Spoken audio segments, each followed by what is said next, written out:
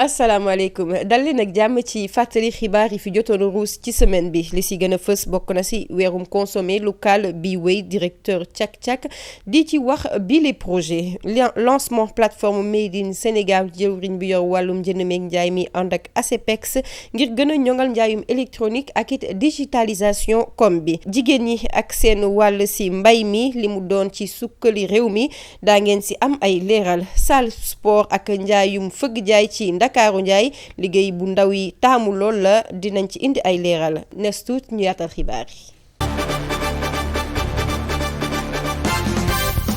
dalee na ki jàmm ci njëkkeelu édition bu lancement weer bi ñu jagleel wàllum jëfandikoo li nga xamante ne suñu réew la ñu koy defaree si la jëwriñ bi yor wàllum jënd meeg njaay mi amaloon ay waxtaan diggante ay kàngam waaye it ak ay étudiants ci la directeur bu cak-cak bokkee sa waxtaan boobule sax xamle projet bi nga xam ni ñëpp xam nañ ko ci réew mi waaye it lan la na ma indi ci réew mi lu bees suñu teewlu si reportage suñuy ndaw Musu Njaay ak Leya. cak-cak nekk ab entreprise buñ taxawal ngir gën a yombal dem beek dikk bi ak wàllum yóbbal ki ko taxawal fii ci Sénégal ci atum 2013 ba léegi di ñu tegtal solos projet bu ni mel. li waral nag ma créer entreprise bi ñu woowee cak-cak mooy woon pour créer emploi yombal dundinu sénégalais yi ba pare nag développer réew mi. loolu moo taxoon ma créé cak-cak waaw tey nag bu ma ñëwee nag ci événement bii di première édition consommé du mois du consommé local dama ciy kontaan parce que waaw ñun premier blocage bi am mooy gis nga maa ngi nii di wax ci wolof sax te su ñuy wax consommé local wolof bi mooy consommé local bi. directeur général bi. dellu si di ñu gaaral jafe-jafe yi ñuy jànkoonteel saay su ne. jafe-jafe yi ñuy jànkoonteel bëri na trop jafe-jafe yi mi ngi commencé si accès jot fi financement boobu mooy premier jafe-jafe bi ñu am deuxième jafe-jafe bi mooy côté administratif waaw tey dafa am ay kayit yu bëri yoo xamante ne ñun war nañ ko am pour mën a liggéey si jàmm ba pare teg ko si yoon. mais pour ñu jot ci kayit yooyu sax problème lay doon alors que ñun tey toll nañ fi nga xamante ne ak li ñu def ci réew bi même bu fekkee xeeb nañ ko trop nag tey waroon nañ ñu gën a mën a jàppale pour ñun tamit ñu gën a mën a jàppale ndawi réew mi voilà loolu mooy deuxième jafe-jafe bi mooy côté administratif bi. troisième jafe-jafe bi nag moom boobu mooy maa ngi ci woo njiitum réew bi mooy que moom dafa war a tey am ay ndaw yoo xamante ne dañuy nekk ci wetam di ko conseiller ak di ko wax li ndaw yi bëgg ñu koy def parce que ñun ñi ngi solution yi. ba léegi moom moomu di ñaan ndimbal jëmale ko ci état bu Sénégal ngir mu bàyyi xel bu baax ndaw réew mi waaye tamit mu ngi ñaax sénégalais yi ñu gën a dooleel consommer local. ñun dañu amul tey opportunité pour gis ko wala pour gis koo xamante ne dinañ jottale suñu ay kàddu waaw moo tax nag tey maa ngi leen di gërëm yéen waa Tawhid TV yéen nga xamante ne. di nga xam naa ni moom du ñàkk boo leen ko diffuser président de la république dina si jot waaw et que di ñaanal ñëpp jàmm ba pare nag di wax jeunes entrepreneurs yi jeunes start-upers yi ñu góorgóorlu instant c'est très compliqué pour toutes les start-up et pour toutes les entreprises du Sénégal et du monde entier nañu góorgóorlu rek yàlla baax na et que lii ñëw si kanam mooy daax waaw et que may ñaax ñëpp nag ñuy consommer local. waaw lekk bi ñu ngi dañ koy béyee fii di ko lekkee fii bu ñu mënee exporter ñu exporter solo bi tamit pareil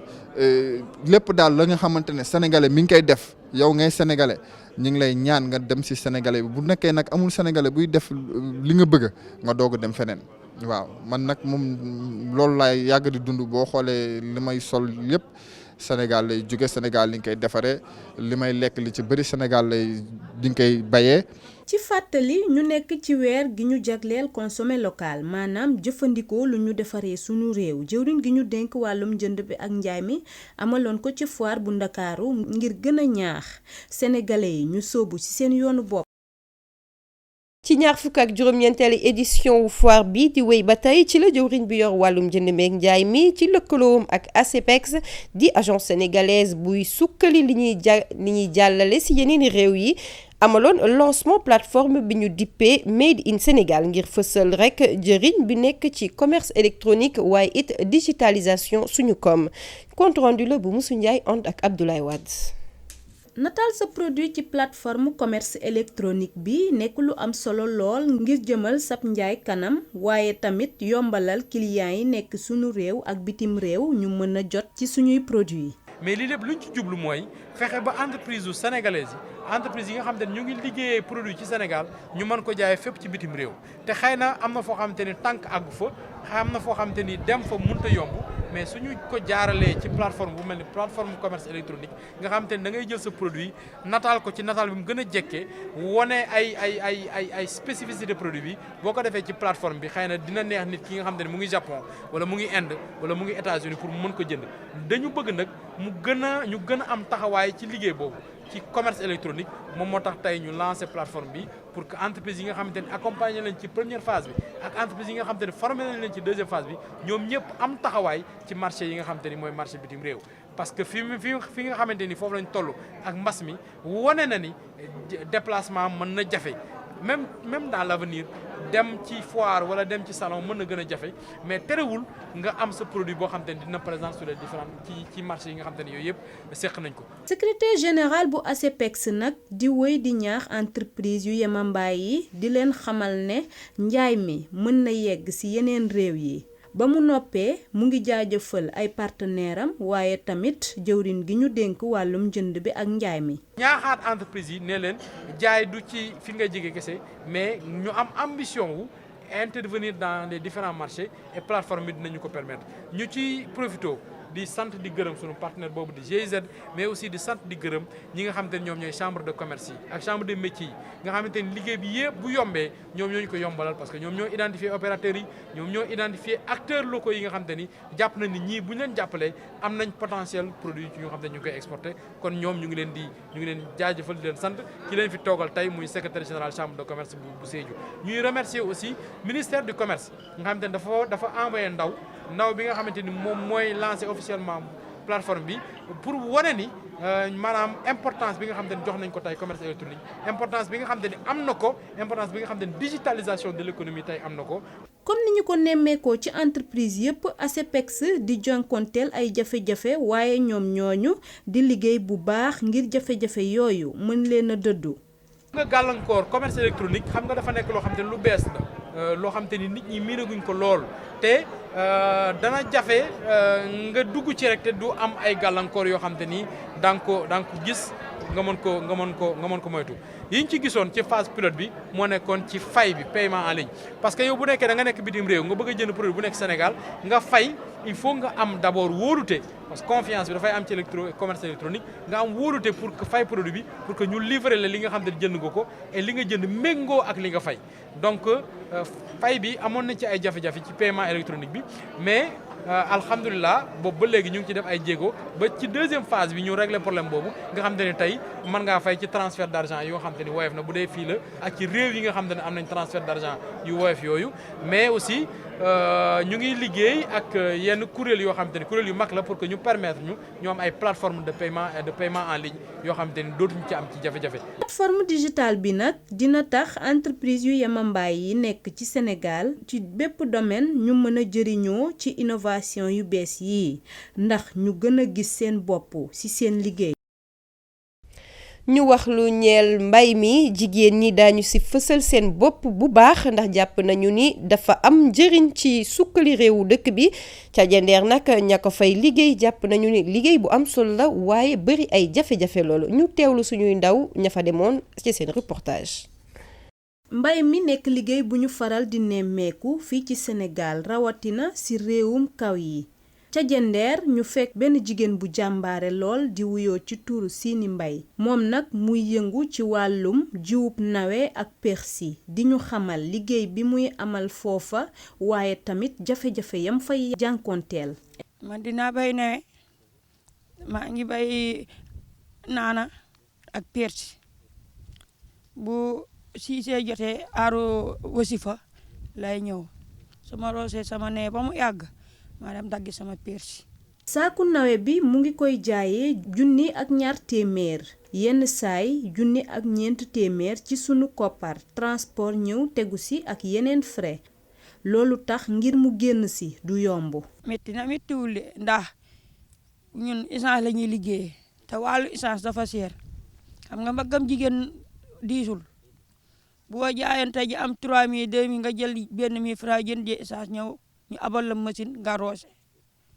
moom la ñuy liggéeyee fumier bi métti na seer na ndax lu ñuy liggéey fumier da nga koy jënd élevage da nga koy jënd alam da nga koy jënd karaw da nga koy jënd ndax seer. gannaaw jafe-jafe yooyu yëpp muy jànkoonteel saay su xëyee dina motal lépp la ko wat ca këram balaa muy xëy ca bërëbu liggéeyukaayam. soxna si di ñu wax ne fajar teel lay xëy waaye tamit fa lay yendu ngir am lu mu dundalee njabootam. ñun man fi mu toll nii tey ji bi ma xëyee damaa yeewu ndékki fóot belee raxas bi ma añee ba pare laa ne sama doom demal Daouda ma fekk la fa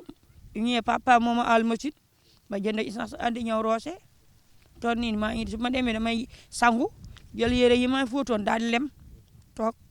loolu tax Sini Mbay mi di ñaan ndimbal ci nguurub Sénégal. xanaa jàppale ñu si jiwu fumier produit essence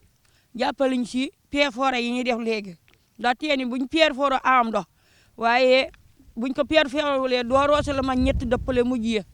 pierre fort rek moo ñu may doole ak jiwu ak fumier moom buñ ko amee moom mën a liggéey. dundal njabootam nekk li ko yitteel lool moom jigéen bu jàmbaare bii nga xam ne jomb naa tàllal loxoom benn yoon ngir lu mu dundalee njabootam.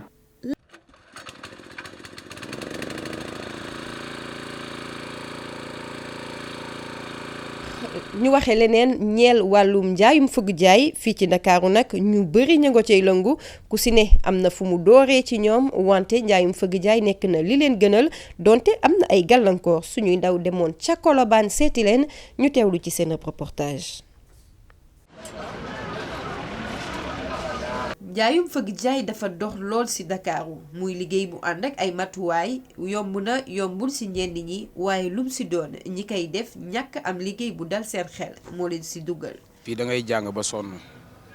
doo gis ku la jël nga liggéey doo mën a liggéey ci benn société da ngay obligé nag dugg ci dara di jaay mooy ngay jënd di jaay ndax métier y a pas de sentiment la ndax nit soo bëggee teral say waajur rek faaw nga jóg yi nga def dara. ndax mënoo nekk ci kër di tëdd ko jóg di xool sa waajur wala nga xool sa papa ñuy dund même situation bi nga toog rek bëgg a jàpp sa njàmbur faaw nag boo bëggee teral say mbokk wala say waajur faaw nga jëm jóg dem liggéeyi. métier bii nag di fëgg jaay li tax ñu choisir ko mooy dafa nekk métier boo xam ne neex na neexul dëgg la métier bu metti la it waaye métier bu neex la it ndax àndut ak naajee xëy àndut it ak teel a wàcc faaw ngay teel a jóg fajar. julli ba pare ñëw toog ñëw jaay ndax boo dee nelaw ba doy rek doo ko mën déedéet. jaaykatu fëgg jaay yépp yoruñu ay taabal ñu ci bëri ci ñoom sa Colobane ay marchand ambulant lañu ñoom sax ñooy ŋàññi taxawaayu nguur jëm ci ñoom. marchand ambulant moom benn instant dañ la seetaan parfois sax dama naan sax ñun bokkuñu ci réew mi ñun moom bokkuñu ci réew mi loolu moom am na moom parce que gars yi moom. parfois da ngay taxaw client di ko jaay sax ma yaakaar na sàcc nga policiers yi ngay gis nii c'est la même chose du ñu may jaam état moom ay projet da nga koy dégg mais marchand ambulant bokku ci chaque jour ma wax ko fi ñun bokkuñ ci réew mi étranger sax ñu tane dafa metti amuñu benn aide bu ñu defal ñun bu ñu xëyee ñun jël suñu xaalis dem jëndi defar suñu bopp jaay suñu bopp dara dërëmu état ñun lekkuñu ko amul benn aide bu ñu boo xam ne état ñu ngi ko jox mbam man gisuma ko. au contraire ñun ñoo jëlaat suñu xaalis fay ay taxes dañuy fay ay taxes ni nga gis di marchand ambulant pare dafay ay taxes te état defalul la dara les taxes yooyu kon lu muy jëriñ wala boog ñoom seen intérêt bopp la ñu naan ngolo di dund baaba di dund. ndaw bi nekkoon étudiant mujjee doon marchand ambulant mu ngi sàkku ci nguur gi mu xoolaat njàng mu kawe mi ndax mu ngi suuxe lool. même du man sax mais booy ne sama ginnaaw rek parfois dañuy jokkoo ak ñoom wala ñu ngi ne ci kanam. mais di supérieur léegi beneen affaire la quoi gars yi waxuñu ci dara parce que dañ ko saboté dañ ko yàq autant boo amoon bac da nga yaakaar ne sax yow tekki nga mais malheureusement léegi boo amee bac yaa ngi soog a dugg say jafe-jafe yow keroog nga gën a wayee di ak fac bi nii da ngay réew ba tas metti na doy na waar daal études supérieures Sénégal war nañu ko xoolaat gars yi bëree marchand ambulant yi bëree ngi nii booy daw lañ am na booy xam ne xaaral nga am bac. Colobane nag ñëpp xam nañu njaayum fëgg jaay fa la fekk baax jean chemise wala sax pantalon lum si doon rek jaaykat yi am nañu ko ngir dab bànneexu nit ña fay ñëw saa su ne di wut ay bagages. aw bokk ku beru aw raay ni fugum nelaw wàllum tàggat yaram la ñuy jeexalee xibaar yi def sport dafa nekk lu am solo lool ca wérgu yaramu doomu aadama dina wàññi yenn feebar yi waaye it dina dalal seen xel loolee ñiy yëngu si li ni mel xam nañu ko bu baax loolee tax ñu bëri ci ñoom di investir di ubbi ay salle de sport nga xam ne léegi Ndakaaru Njaay foo tourné am na fa ca Pikine nag am na bu ñu fa ubbi nga xam ni musculation góor ñu bëri ña fay dem loolu rek la ñuy saytu suñu ndaw demoon seeti leen ñu teewlu ci seen reportage. banlieue bi itam jël nañu seen wàll jëm ci salle de sport yooyu ndax sa Pikine lañu taxawal benn buy mën a tax ña fa dëkk mën a tàggat seen yaram bu baax ci taxawaayu ña fay liggéey te am si expérience. sa client bu ñëwee salle li nga war a njëkk a laaj ma objectif am parce que sa faaram koy faral di wax parce que parfois dafa nekk Sénégal dëkk boo xam boo waxee dañuy gis seen bopp fekk or ko da nga bëgg a defar xam nga tey boo demee si médecin bi tey du ñëw rek sample ay butéel affaire yi day xool test xool si yaram la moo si nekk. salle sport loolu la sa faak booy client bu ñëwee dafa am bilan boo ko defal avant nga jël war nga xam fréquence cardiaque am xam masse graisse am xam lépp nga ko calculer ba xam ko soo ko sukkandikoo di nga xam kii lan la mën a atal parce que nit nga jël ko teg ko si tapis dawloo ko rek te xamoo fréquence cardiaque am fan la yem mën a jeg daanu parce que oto c'est comme séparé oto da ngay dugal vitesse 1 2 2 3 4e fa la yem soo ko forcé rek day craqué mooy xolu nit léegi chaque fois mooy xam ne propos yi ñu posé client yi dafa bëri léegi aussi dem am ñoom dañu rëy am ñoom dañuy ndaw am ñoom dañu bëgg am renforcement am dañu bëgg gagner masse musculaire léegi objectif ngay laaj d'abord client bi bu ne objectif lii laa bëgg si selon objectif si nga am programme boo ko defal moo tax activité yi dafa bëri am ñu bëgg a perdre poids ñu bëgg a gagner masse musculaire am ñoom dañu bëgg a maintenir kese léegi selon si objectif am si ngay proposer lan la bëgg. bile salle nag daanaka lépp am na fa ku bëgg wàññi graisse wala sax jàpp sa forme bu baax activité yu bëri ñoo nga fa am waaye tënku ci ay critères yu ko ci tëral. gën a créer ibbi salle fii comme ça gars yi yëg seen bopp nga xam li nekk Dakar day ñëw fii nekk Pikine fii quoi te incha allah ñu si gis résultat yu baax. activité bi ñu xool au niveau mondial boo xoolee mooy activité bi gars yi gën a fonk parce que dans tous les domaines boo xoolee chaque fois dañ lay laaj côté sport nag domaine boo xam ne franchement côté mondial ñëpp ko def léegi parce que dañu toll jamono boo xam ne boo def sport chaque fois erreur ngay dundee feebar yaa ngi fii feebar cardiovasculaire te boo xoolee Sénégal dama ko yàgg wax chaque fois feebar fi am yëpp si lekk la jógee parce que mauvaise alimentation bi ñu lekk Sénégal moo tax chaque fois kër goo dugg am tension diabète hypertension tout ça léegi lii tax mën na sauver mooy sport moo tax activité boobu franchement parle gars yi boo xool ñëpp boo xool même côté investissement yi gars yi si côté boobu la ñu gën a investi léegi parce que bu investissement salle boo ko defee léegi ñëpp a ñëw parce que koo si gis même bu si niveau personne âgée dañuy bëgg a yëngutul sax pour mën a garder la bonne santé maa ngi sama 20e année waaw sama depuis en 2000 waaw maa ngi doon commencé depuis salle olympique club au niveau de Dakar. ginnaaw sport li muy def si nit ñi ñay liggéey si biir salle léeg-léeg saay ñu am ay jafe-jafe ak client yi waaye du li leen gën a jaaxal ñoom la leen gën a soxal moo di nguur gi taxawu leen ba ñu àgg si niveau professionnel bi. chaque jour nga dund jafe-jafe mais li ñuy wax rek. moniteur bi dafa war a am benn esprit boo xamante ni moo war a supérieur clientèle bi supérieur esprit boobu noonu moom mooy permettre mu mun a gérer lu ne parce que chaque jour mun naa la cee wax benn boo xamante ni def naa ni képp koo ko def su amul contrôle de soi dina penaar yuuxu sa kaw mooy humilier la da ngay am élève bu ñëw bëgg a humilier uniquement moniteur bi comme quoi que nga def benn affaire daan na gis ñu koy defee wala gis na tubaab bi di ko defee donc ni nga ko defee concept bi mu bëgg a ñëw xam nga corriger la mais nag yooyu def naa moo gën a tuuti ci yi ñuy daj mais dara on s'en sort d'office parce que lépp loo ci def rek on le fait par l'amour mais aussi on le fait par connaissance. On veut vraiment Sénégal génn ci amateurisme dugg ci professionnalisme bi donc là nag li muy accompagner yenn yi dinañ ko mën a def à notre niveau mais yenn yi faaw état jàppale ñu. salle de sport yi ñu ngi lëmbe Ndakaaru fu waay dugg koñ bu waay dugg am na fa benn ca banlieue bi nag am na waxtu yoo xam ni mag ndaw mbër góor wala jigéen ñëppay daw wutali salle yooyu ngir defar seeni yaram waaye it gën a sàmm seeni wérgu yaram.